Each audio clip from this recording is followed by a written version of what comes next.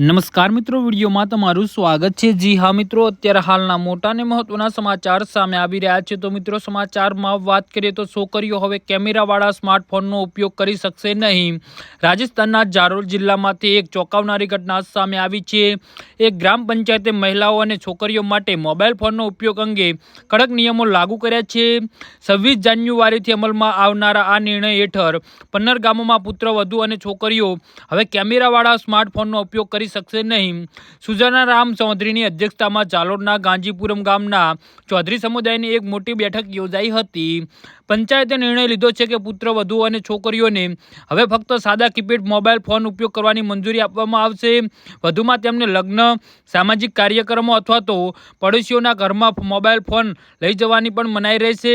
પંચાયતે શાળાની છોકરીઓ માટે પણ નિયમ નક્કી કર્યા છે કે જે છોકરી અભ્યાસ માટે મોબાઈલ ફોનનો ઉપયોગ કરે છે તેમને ફક્ત ઘરે જ તેનો ઉપયોગ કરવાની મંજૂરી આપવામાં આવશે।